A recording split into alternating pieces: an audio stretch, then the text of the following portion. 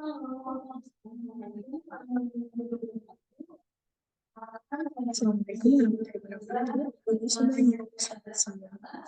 Perkenalkan, saya Sekali Pramutra, usia 18. Selama 30 menit ke depan, saya menyampaikan materi salah satu tentang psikologi kepribadian, yaitu pertama yang saya akan bahas itu mengenai latar belakang dan biografi dari psikoanalitik teori Karen mengembangkan salah satu teori yang paling terkenal dari neurosis. Dia percaya neurosis yang dihasilkan dari kecemasan dasar disebabkan oleh hubungan interpersonal. Teorinya mengusulkan bahwa strategi yang digunakan atasi kecemasan seringkali digunakan secara berlebihan, menyebabkan mereka mengambil bentuk kebutuhan. Menurut Harney, kecemasan dasar karena neurosis dapat terjadi akibat berbagai hal termasuk dominasi langsung atau tidak langsung, ketidakpedulian, perilaku tak menentu, kurangnya rasa hormat untuk kebutuhan individu anak, kurangnya bimbingan yang nyata, sikap meremehkan, terlalu banyak kekaguman atau tidak adanya itu, kurangnya kehangatan yang dapat diandalkan, harus berpihak dalam perselisihan orang tua, terlalu banyak atau terlalu sedikit tanggung jawab, perlindungan lebih terpisah dari anak-anak lain, ketidakadilan, diskriminasi, ingkar janji, suasana bermusuhan, dan seterusnya. Itu menurut Karen Harney pada tahun 1945. Harney tidak percaya bahwa alam bawah sadar merupakan bentuk kepribadian dan konflik masa kecil yang penting, tapi ia mempertanyakan penekanan pelit pada konflik seksual. Dia percaya konflik adalah masalah interpersonal yang belum terselesaikan. Seperti Erikson, Harney percaya bahwa kekuatan budaya atau sosial harus dipertimbangkan. Dia juga percaya perbedaan peran gender yang dipelajari dalam masyarakat bukan hasil dari perbedaan anatomi. Pendekatan relasional Harney telah menjadi dasar untuk terapi keluarga kontemporer dan beberapa teori perkembangan sosial.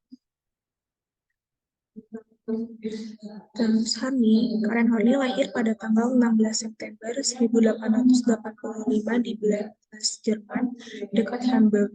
Ayahnya, Bernd Douglas Danielson, lahir pada tahun 1836 dan wafat pada tahun 1910. Adalah seorang kapten kapal, seseorang yang taat tradisional. Ibunya, Clotilde van Brakel, itu lahir pada tahun 1853 dan wafat pada tahun 1911. Dikenal sebagai Sonny. Dia sangat berbeda, jauh lebih terbuka dari Bird. Menurut buku harian remaja Harney, ayahnya adalah sosok yang disiplin dan kejam. Meskipun demikian, Harney selalu merasa kehilangan kasih sayang ayahnya, dan bukan karena ibunya. Dari sekitar usia 9, Harney berubah sudut pandangnya terhadap kehidupan, menjadi ambisius dan agak memberontak. Dia merasa bahwa dia tidak bisa menjadi cantik dan malah lebih memutuskan untuk mengalihkan energi ke dalam kualitas intelektualnya. Pada tahun 1906, Harney masuk ke sekolah kedokteran yaitu Universitas Freiburg dengan melawan keinginan orang tuanya. Pada tahun 1908, ia dipindahkan ke Universitas Göttingen dan akan dipindahkan lagi ke Universitas Berlin. Sebelum lulus pada tahun 1913, selama ia menjadi mahasiswa kedokteran, ia bertemu Oscar Harney yang dinikahinya pada tahun 1909.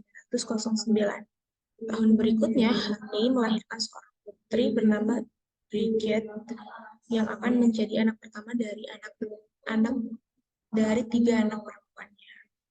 Jadi, pada tahun 1920, Harney mengambil posisi dalam Institut Psikoanalisis di Berlin, di mana dia memberi kuliah tentang psikoanalisis selama beberapa tahun.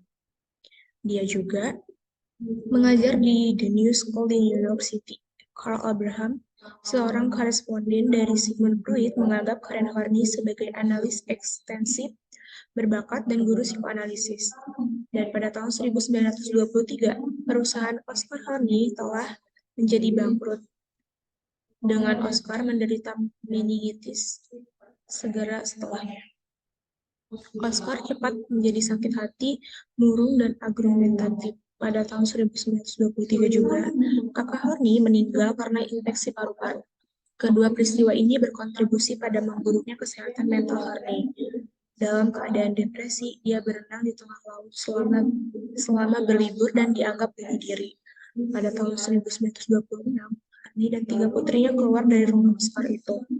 4 tahun kemudian, mereka berimigrasi ke Amerika Serikat dan akhirnya menetap di Brooklyn. Brooklyn adalah salah satu rumah bagi sebuah komunitas intelektual yang besar. Saat di Brooklyn, Hani menjadi teman dengan akademisi seperti Eric Fromm dan Harry Sullivan. Hani cepat mengatur tentang bagaimana mengembangkan dirinya sendiri. Karir pertamanya di Amerika Serikat adalah ia ditempatkan sebagai Direktur Association Institute Chicago untuk psikoanalisis. Ia sementara tinggal di Brooklyn, yang Hardy berkembang dan maju teori kompositnya tentang neurosis dan kepribadian berdasarkan pengalaman yang diperoleh dari bekerja di psikoterapi. Pada tahun 1937, ia menerbitkan buku yang berjudul The Neurotic Personality of Our Time, yang memiliki pembaca umum yang luas. Pada tahun 1941, Harney dan dekan American Institute of Psychoanalysis, sebuah lembaga pelatihan bagi mereka yang tertarik dalam organisasi Harney, yaitu Asosiasi untuk Kemajuan Psikoanalisis.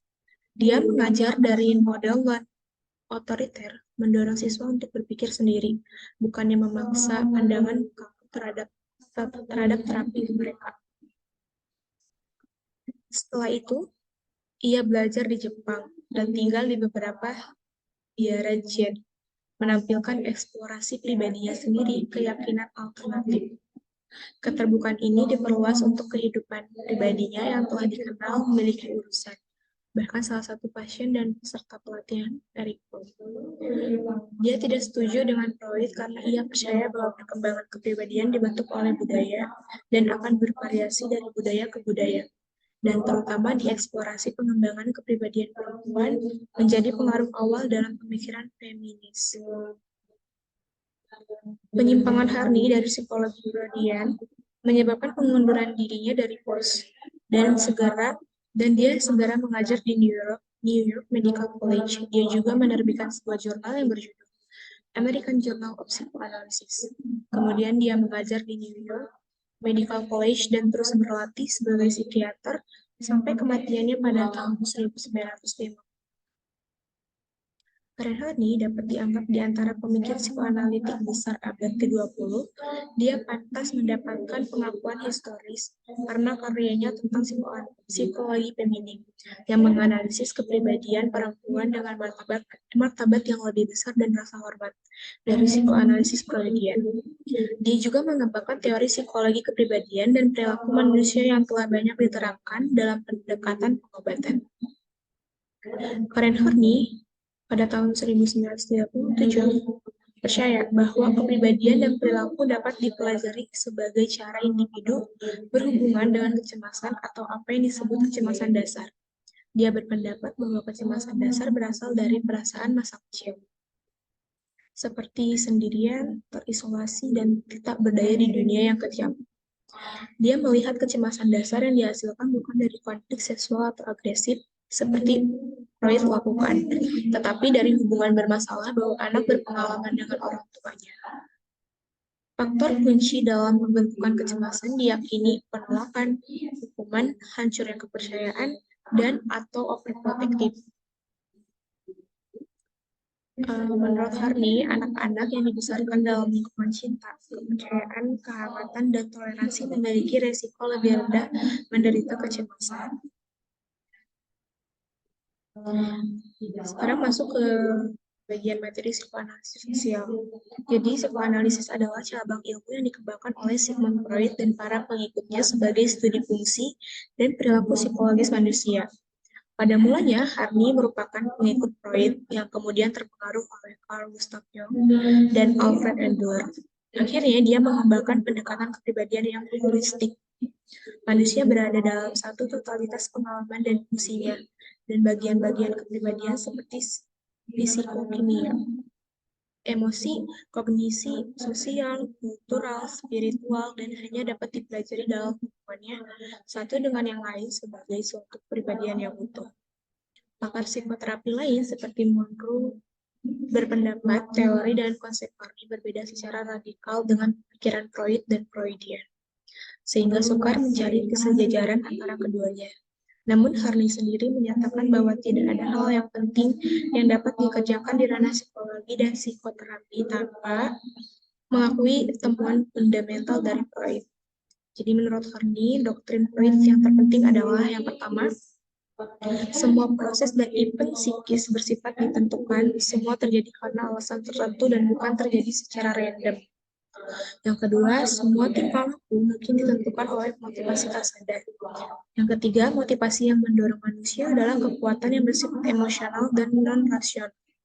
Di sisi lain, Harney menentang teori Freud.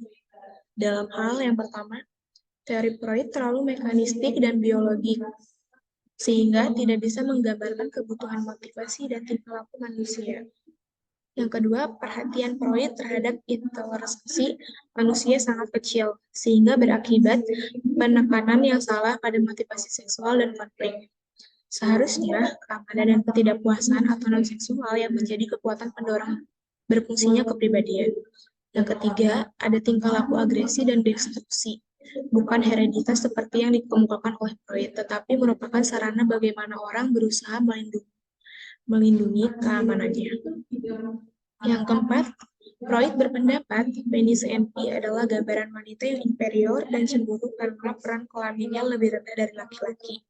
Sedangkan Harney dan Adler berpendapat bahwa penis NP adalah simbolik wanita yang menginginkan persamaan status dan kekuasaan seperti pria. Meskipun menggambarkan orang yang berfungsi baik, sebagai terapis, ia lebih terkait dengan individu yang disebut neurotik. Ia percaya bahwa rumah yang hangat dan penuh kasih sayang bisa memungkinkan seseorang untuk menghindari kecemasan neurotik dan konflik seperti Eric Fromm. Namun dia juga percaya bahwa aspek tertentu dari masyarakat kita menciptakan konflik yang intens seperti itu.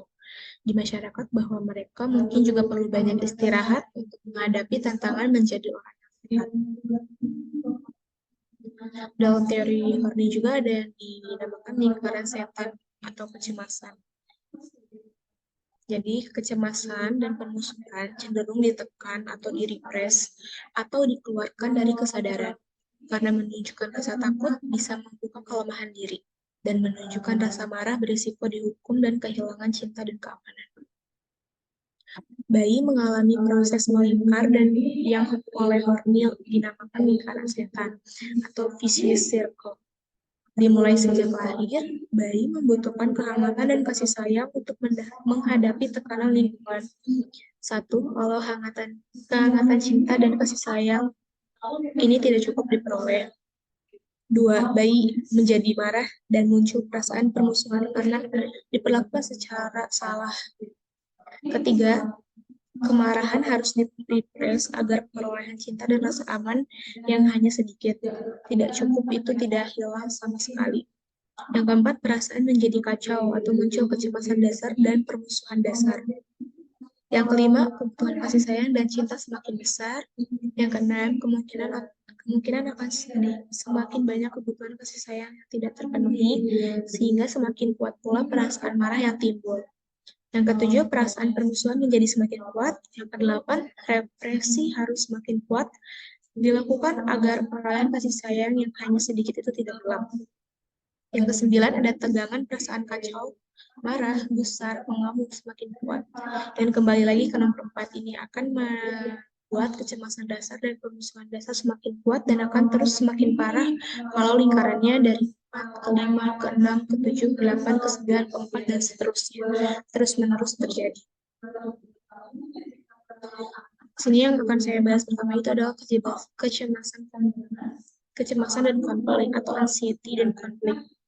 Menurut Harney, pada tahun 1985, semua orang mengalami creator anxiety, perasaan cemas yang normal muncul pada masa bayi. Ketika bayi yang lahir dalam keadaan tak berdaya dan rentan itu dihadapkan dengan kekuatan yang keras dan tidak bisa dikontrol. Bimbingan yang penuh kasih sayang dan cinta pada awal kehidupan membantu bayi belajar menangani suatu situasi bahaya itu.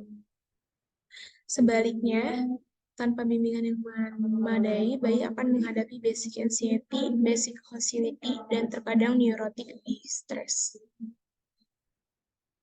Yang kedua ada kecemasan dasar dan permusuhan dasar atau basic anxiety dan basic hostility. Kecemasan dasar berasal dari rasa takut, suatu peningkatan yang berbahaya dari perasaan tak berteman dan tak berdaya dalam dunia yang penuh ancaman. Kecemasan juga telah didefinisikan dalam istilah perilaku ekspresif, tingkat umum aktivitas, dan seluruh kelas gejala perilaku dan fisiologis diagnostik. Kecemasan dasar selalu dibarengi oleh permusuhan dasar. Berasal dari perasaan marah, suatu predisposisi atau untuk mengantisipasi bahaya dari orang lain dan untuk mencurigai orang lain. Bersama-sama, kecemasan dan permusuhan membuat orang yang yakin bahwa dirinya harus dijaga untuk melindungi keamanannya. Kecemasan dasar itu sendiri bukanlah neurosis, melainkan lahan subur di mana neurosis dapat berkembang setiap saat. Kecemasan dasar terjadi terus-menerus dan sulit dihentikan. Secara ketidaklangsungan, membutuhkan stimulus tertentu seperti menjalani ujian di sekolah atau berpidato. Kecemasan dasar mempengaruhi semua hubungan yang terjalin dengan orang lain dan mengarah pada cara-cara yang tidak sehat untuk berhadapan dengan orang lain. Jadi teori Horney tentang neurosis didasarkan pada konsep gangguan psikis yang membuat orang terkunci dalam lingkungan, membuat tingkah laku tertekan dan tidak produktif.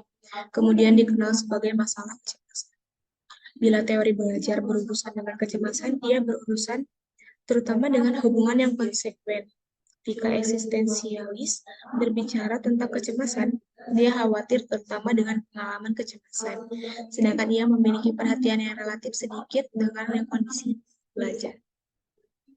Yang ketiga ada konflik interpersonal, yaitu kebebasan versus kesepian.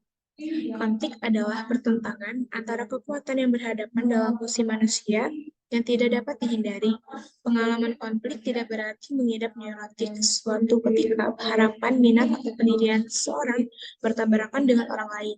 Konflik dalam diri sendiri adalah bagian yang integral dari kehidupan manusia. Misalnya, dihadapkan pilihan dua keinginan yang arahnya berbeda, atau antara harapan dengan kewajiban, atau antara dua perangkat nilai. Juga nilai kultural sering mengalami konflik di dalam maupun dengan nilai di luarnya. Misalnya, masyarakat mendorong anggotanya untuk berkompetisi meraih prestasi, tetapi juga mewajibkan orang untuk mempedulikan orang lain dan mendahulukan minat kepentingan orang lain daripada kepentingan pribadi. Nilai-nilai tradisional menuntut peran ibu sebagai pengasuh anak bertentangan dengan nilai modern yang menghargai perasaan hak pria dan wanita. Perbedaan konflik normal dan konflik neurotik adalah taraf atau tinggi rendahnya. Setiap orang memakai berbagai cara mempertahankan diri melawan penolakan, permusuhan, dan persaingan dari orang lain. Orang normal maupun berbagai macam-macam strategi pertahanan disesuaikan dengan masalahnya, sedangkan orang neurotik secara kompulsif memakai strategi pertahanan yang sama yang pada dasarnya tidak produktif. Orang dengan kecemasan dasar mungkin memulai hidup dengan konflik yang sangat berat. Konflik antara kebutuhan rasa aman dan kebutuhan menyatakan kebebasan emosi dan pikiran. Semuanya dimulai dari hubungan bayi dan ibunya, hubungan antar manusia. Dalam bukunya Psychoanalysis, Horney mengemukakan 10 kebutuhan neurotik, yakni kebutuhan yang timbul sebagai akibat dari usaha menemukan pemecahan masalah gangguan antara hubungan manusia. Yang pertama ada kebutuhan kasih sayang dan penerimaan. Jadi keinginan membabi buta untuk menyenangkan orang lain dan berbuat sesuai dengan harapan orang lain. Orang itu mengharapkan dapat diterima baik oleh orang lain, sehingga berusaha bertingkah laku sesuai dengan harapan orang lain. Cenderung takut berkemauan dan sangat peka atau tergantung dengan tanda-tanda permusuhan dan penolakan dari orang lain, dan perasaan permusuhan di dalam dirinya sendiri. Yang kedua, kebutuhan partner yang bersedia mengambil alih kehidupannya, yaitu tidak memiliki rasa percaya diri, berusaha mengikat diri dengan partner yang kuat. Kebutuhan ini mencakup penghargaan yang berlebihan terhadap cinta dan kekuatan akan kesepian yang diabaikan. Yang ketiga ada kebutuhan membatasi atau kebutuhan dalam ranah sempit. Penderita neurotik sering berusaha untuk tetap tidak menarik perhatian menjadi orang kedua. Puas dengan yang serba sedikit, mereka merendahkan nilai kemampuan mereka sendiri dan takut menyuruh orang lain. Yang keempat, ada kekuasaan, yaitu kekuatan dan kasih. Yang memungkinkan dua kebutuhan neurotik yang terbesar. Kebutuhan kekuatan, keinginan berkuasa, tidak menghormati orang lain, memuja kekuatan, melecehkan kelemahan, yang berwujud sebagai kebutuhan mengontrol orang lain dan menolak perasaan lemah atau bodoh. Yang kelima ada kebutuhan mengeksploitasi orang lain, yaitu takut menggunakan kekuasaan secara terang-terangan, menguasai orang lain melalui eksploitasi dan superioritas intelektual. Yang keenam ada kebutuhan pengakuan sosial atau preside, kebutuhan memperoleh penghargaan sebesar-besarnya dari masyarakat. Yang ketujuh ada kebutuhan menjadi pribadi yang dikagumi, yaitu mengidap narkotik, memiliki gambaran diri melambung dan ingin dikagumi atas dasar gambaran itu, bukan atas siapa sesungguhnya mereka. Yang kedelapan ada kebutuhan ambisi dan prestasi pribadi. Penderita neurotik sering memiliki dorongan untuk menjadi yang terbaik. Contohnya penjual terbaik, pemain violin terbaik, cinta terbaik, dan lain-lain. Nah, kesembilan ada kebutuhan mencukupi diri sendiri dan independensi, yaitu neurotik yang kecewa gagal menemukan hubungan-hubungan yang hangat dan memuaskan dengan orang lain yang cenderung akan memisahkan diri dan tidak mau terikat dengan orang lain. Membuktikan bahwa mereka bisa hidup tanpa orang lain. Gambaran khas dari sifat playboy atau tidak mau terikat dengan wanita manapun. Yang ke-10 ada kebutuhan kesempurnaan dan ketaktercelaan. Oke, jadi itu adalah melalui perjuangan dan tidak mengenal lelah untuk menjadi sempurna. Penderita neurotik membuktikan harga diri dan superioritas pribadinya. Jadi kecemasan dasar dan permusuhan dasar terbentuk dari konflik antara kebutuhan untuk keamanan dan kebutuhan untuk mengekspresikan emosi fundamental dan pikiran. Yang keempat ada konflik intrapsikis, yaitu kecenderungan neurotik yang timbul dari kecemasan dasar berkembang dari hubungan anak dengan orang lain. Dinamika kejiwaan yang terjadi menekankan pada konflik budaya dan hubungan antar pribadi. Dalam hal ini, Harvey tidak mengabaikan faktor intrapsikis dalam perkembangan kepribadiannya. Menurutnya, proses intrapsikis semula berasal dari pengalaman hubungan antar pribadinya, kemudian mengembangkan eksistensi dirinya terpisah dari konflik interpersonal. Di sini ada beberapa konflik intrapsikis yang syarat dengan dinamika diri. Yang pertama ada diri yang rendah atau despise yourself. Yang kedua ada diri yang nyata, yaitu real self. Yang ketiga ada diri ideal atau ideal self. Yang keempat ada diri aktual atau actual self. Yang kelima ada upaya mengatasi atau attempt at coping. Untuk mengatasi kecemasan dasar, orang mengembangkan sejumlah strategi mereka, menciptakan dan berusaha untuk mewujudkan sebuah citra diri ideal dengan mencapai kesempurnaan atau kemuliaan. Mereka mengembangkan sistem kebanggaan untuk mendukung gambar ideal, serta satu set perilaku standar yang mustahil atau keharusan. Dan mereka mencoba untuk memungkiri atau eksternalisasi.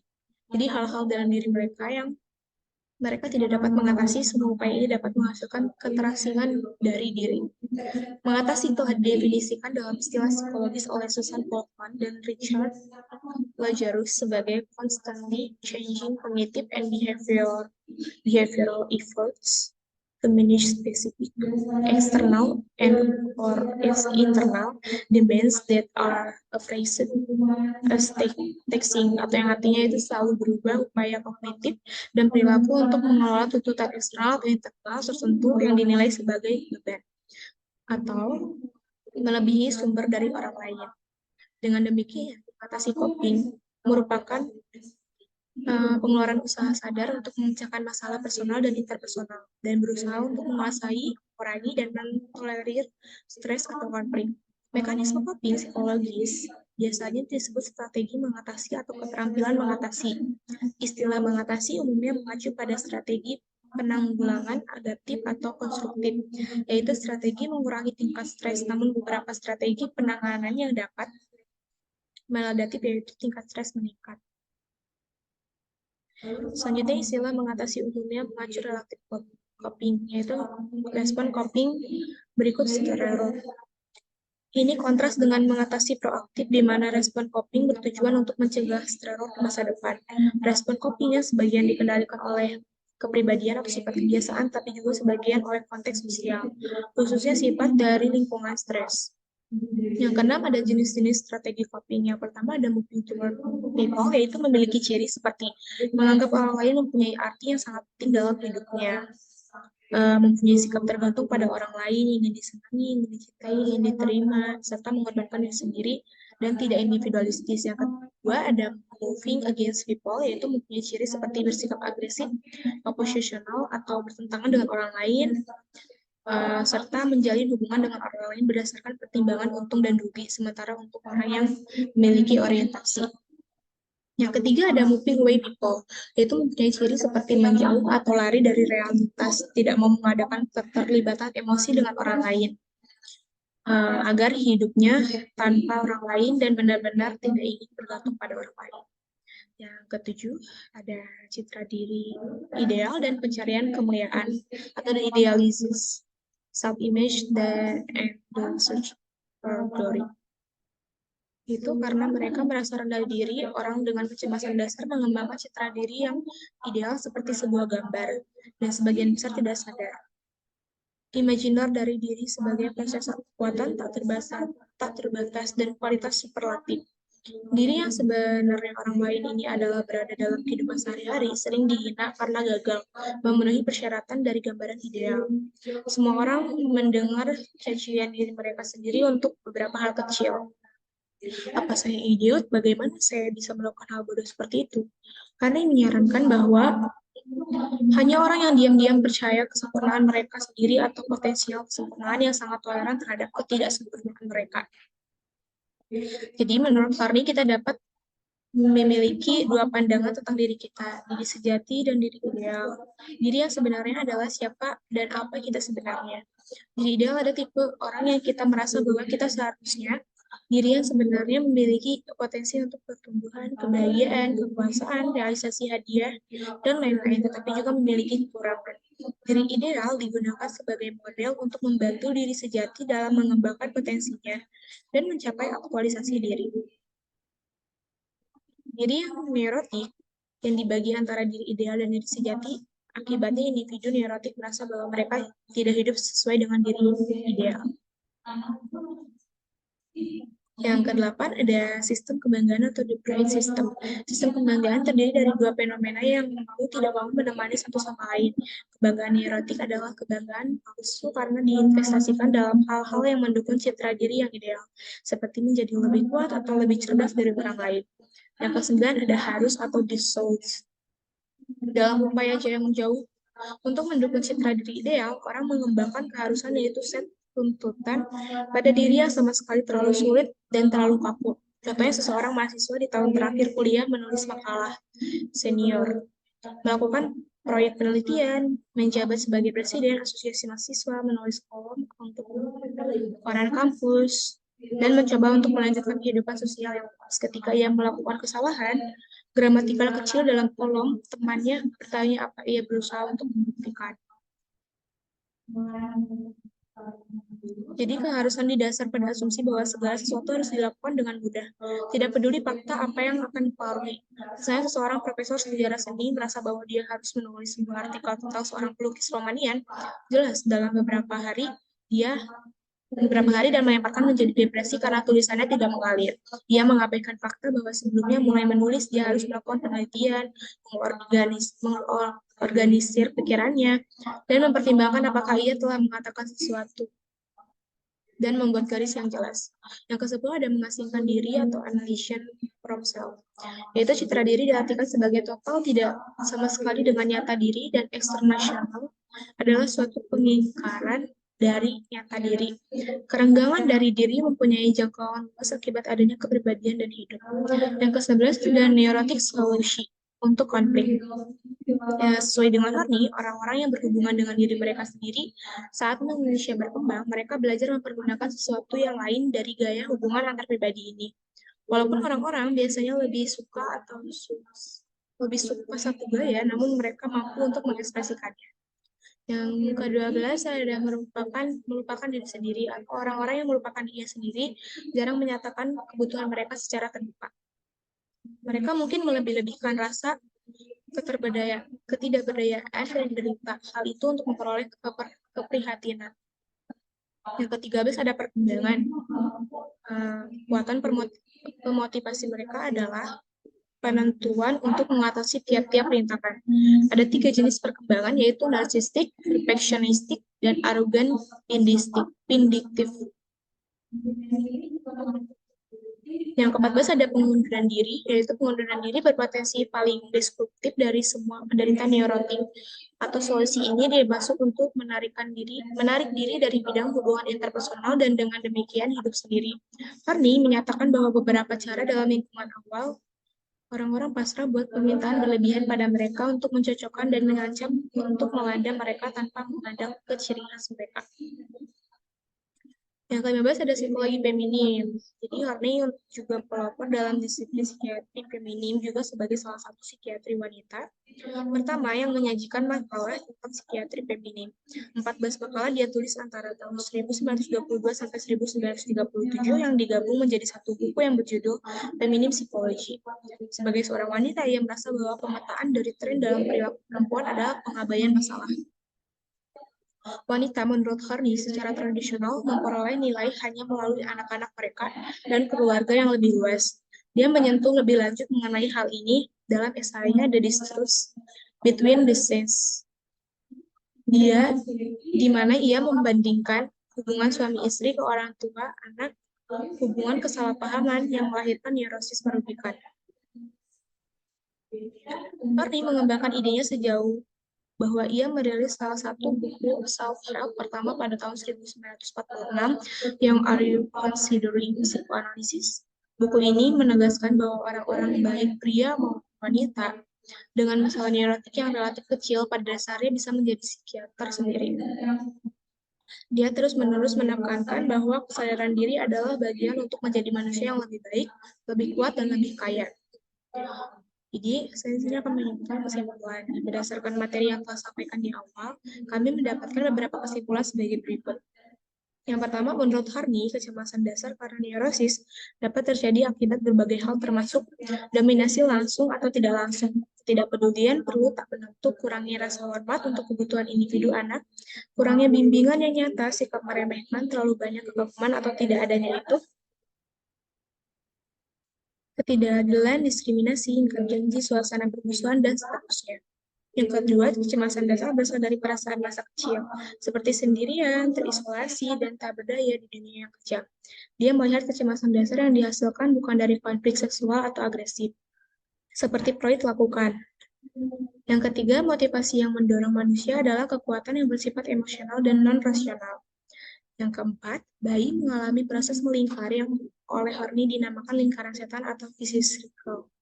Yang kelima, teori Harney tentang neurosis didasarkan pada konsep gangguan psikis yang membuat orang terkunci dalam lingkaran yang membuat tingkah laku tertekan dan tidak produktif, kemudian dikenal sebagai masalah kecemasan.